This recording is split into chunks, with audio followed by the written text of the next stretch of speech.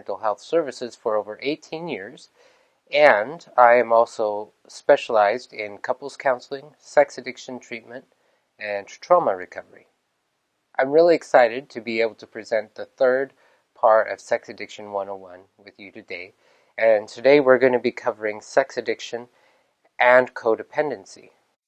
What I'm hoping is that this information will be very informative for you, whether you are struggling with an addiction, whether you happen to be a family member or the partner of someone who's struggling with addiction, or whether you want to just learn more about sex addiction. So let's begin. What we know is that sex addiction never exists in a vacuum. Those closest to the person who's struggling with sex addiction are going to be affected, whether that's a wife, husband, partner, children, family members, close friends.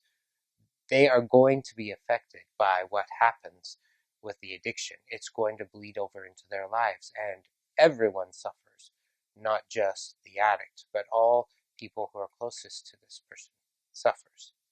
Every one of those people and every one of us have two tanks inside us. The first tank is a love and belonging tank.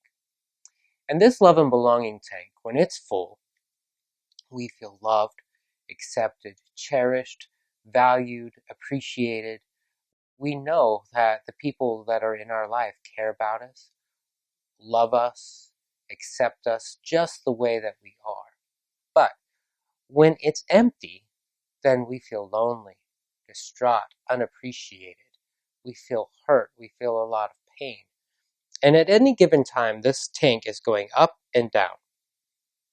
Unless you're an addict, and then it's probably pretty empty, and the addict is trying really hard to find a way to get that love and belonging tank filled. Unfortunately, they use some very unhealthy ways of trying to get that filled, and so it never really gets full. It's like filling the tank, which is supposed to be filled with gasoline, with water, and so it ruins everything because it's not really being filled with the appropriate thing.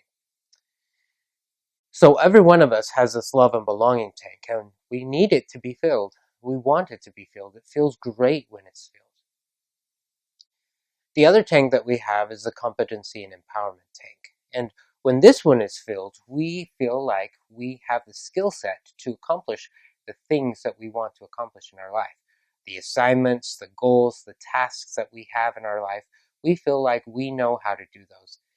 And we also feel like we've been empowered. We feel like we've been given permission to be able to fulfill those tasks. We've been given the ability to do the things that we want to do. So if we have goals and dreams in our life and we feel empowered to do that, then we pursue them. And we also know how to get there. We might not know every little teeny bit of detail, but we have a sense of confidence in ourselves that we know that we can get there, and we feel like we have the permission from the world, from others to get there. But when it's empty, we either don't know how to get there, we feel clueless about what we're supposed to be doing, and we don't know, or we feel like people or life is holding us back. We feel like we know how to do it, but people are not letting us. So any of those variables, either we don't know how to do it, or we don't feel like we have been given permission to do it, can really pull that tank back. When both of those tanks are full, then we are able to go out into the world and accomplish amazing things. We're able to create wonderful connections with other people. We build relationships of trust with other people. We accomplish the goals and desires that we have in our life, and we are able to do amazing things. But if they start to go down, then we begin to struggle, whether that's self-doubt or whether that's fear or resentment. We begin to have these emotions that show up in our life that cause us to feel uncomfortable about where we're at in our life, and we want these tanks to be filled. So if you can imagine that these tanks are like gas tanks in your car, in your truck, in your vehicle, you'll notice that as you're driving along in your vehicle, the tank begins to go down. You'll see it on the gauge on your car. It will tell you, oh, you're almost getting to empty. And you know that if you don't stop at a gas station and get some gas, that you're going to run out of gas and you're going to be stranded somewhere. And so the closer it gets to E, the more you need to go and get gas. If you don't get gas, you're going to get stranded. It becomes a need. It's not a want. It's not a hope. It's not a desire. It's a need. If you're planning to ever drive that car again, it needs to have gas. The same goes for us in our tanks of love and belonging and our empowerment tanks. We need them to be filled. We have to have them filled if we want to go anywhere in this life. And if they're empty, we're not going to get very far at all. And so we need these tanks to be filled. The problem is how we try to get them filled. And do we fill them up with the right stuff? Or do we not fill them up with the right stuff? That's part of the issue. And when we're talking about addiction, oftentimes the addict and the partner are trying to get these tanks filled, and either A, it's not working, or B, we're filling it up with stuff that isn't healthy. That's not really what's supposed to go in those tanks, and so it doesn't help us get to where it is that we want to go.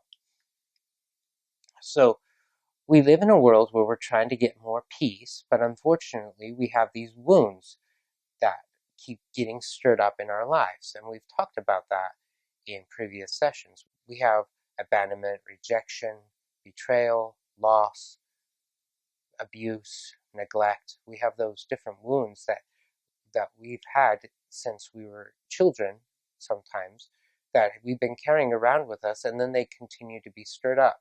Well, every time one of those wounds gets touched, what happens is that it drains part of our love and belonging or our competency empowerment tank. And so if it gets touched a lot, then our tanks are pretty empty.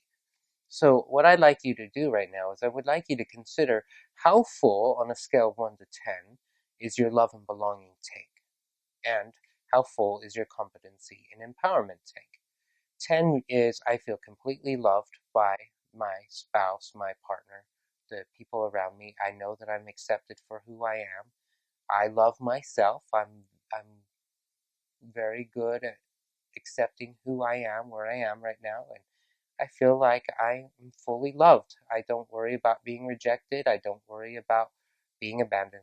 That's 10. 1 is I don't feel love from others, or I don't love myself. I have a really hard time accepting who I am. I'm carrying a lot of shame around me.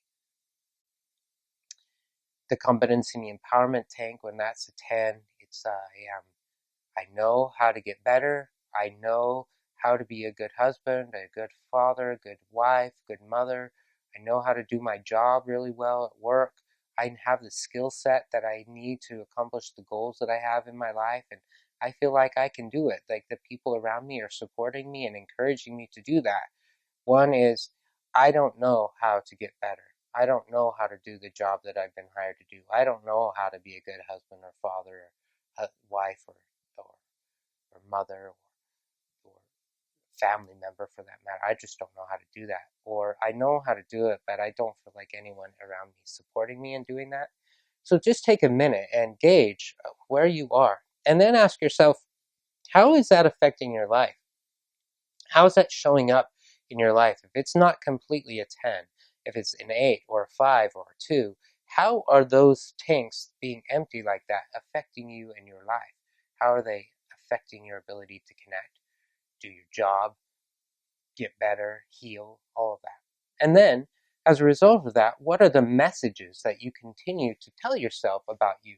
Those core messages that maybe have been told from you from when you were growing up.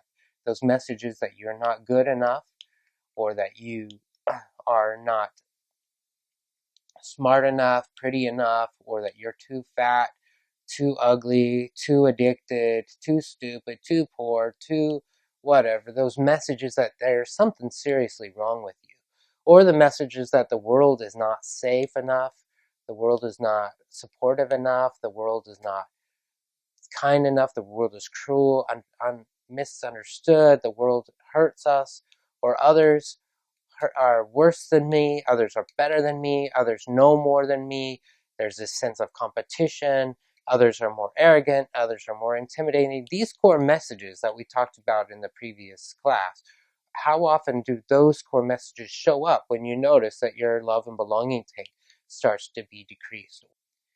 And then notice what emotions begin to show up as your empowerment tank or your love and belonging tank seem to be going down to zero or maybe even overdrawn. What emotions show up? And we've talked about the core emotions of anger, fear, and sadness in previous sessions. So I'm not going to go into a lot of detail about that, but those emotions typically show up when we have our wounds stirred up, the messages show up in our life, and our love and belonging tank or our competency empowerment tank begin to go down.